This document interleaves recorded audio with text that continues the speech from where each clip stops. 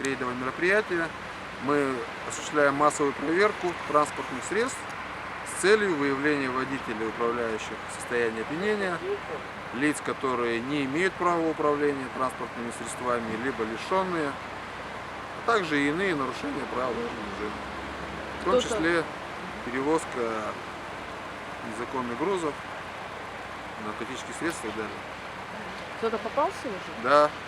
В настоящий момент мы проводим процедуру освидетельствования, уже провели ее в отношении водителя, который имеет признаки опьянения, и это установлено.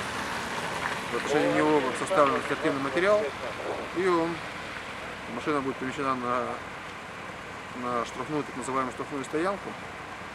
Вот. А в отношении водителя будут впоследствии уже разбирательство в суде по его действиям по управлению транспортным средством в состоянии опьянения. А сколько у него промилле? У него, как нам показало, 0... О, сколько показало? 0,458 миллиграмм на литр. Это опьянение средней степени, скажем так. То есть это не какие-то последствия, не выхлоп, а вот именно... 0,400 это, видимо, употреблял недавно, потому что, как правило, как видите, выхлоп, он там такие показатели, они меньше. А 0,4 это, где-то так, грамм 200 водочки, наверное. Даже так? Да. Примерно там зависит от многих факторов. От состояния организма, от возраста человека, от комплекции. У одного покажется только при одном употреблении, у другого при другом. Поэтому я так условно говорю, но это среднее значение. То есть человек, видимо, недавно употреблял. И еще хотелось бы узнать, вот, вы, соответственно, тормозите не все машины подряд? Ну, по мере возможности, потому что вы видите, их больше, чем нас. Если бы нас было больше, мы, конечно, больше бы останавливали. Но как по внешним признакам можете? Ну да, все равно какие-то нюансы мы высматриваем, там, может быть, манера вождения, состояние транспорта, что-то не горит, там, один из признаков, да, фара там не горит, или забыл вообще включить фары, там, на габаритах едет, либо как-то неуверенно вошел в поворот.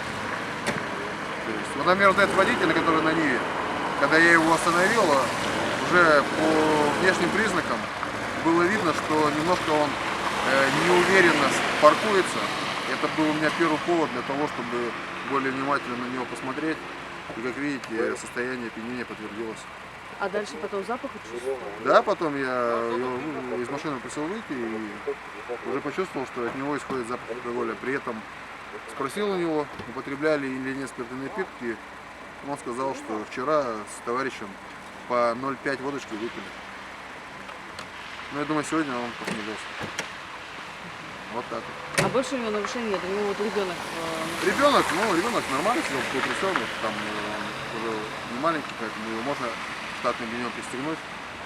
Поэтому пока других вроде нарушений мы не выявили. Но сейчас еще внимательно посмотрим, может что-то есть еще. Ну так, скорее всего, это будет единственное состояние опьянения. А проводится рейд только в этой точке или еще где-то? Нет, еще проводится рейд в орбите на перекрестке Петрозаводская-Лыткина. Есть такой перекресток. Не Лыткина, Петрозаводская, Кентюковская. Знаете такой треугольник там? Там тоже вот, наши ребята стоят, 4 экипажа. И самую работу. До какого времени? Мы будем до 11 вечера, до 23.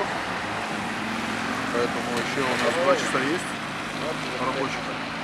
Поработаем, может быть, еще кого-то остановим и привлечем за нарушение правил дорожного движения. Хорошо, спасибо. Пожалуйста.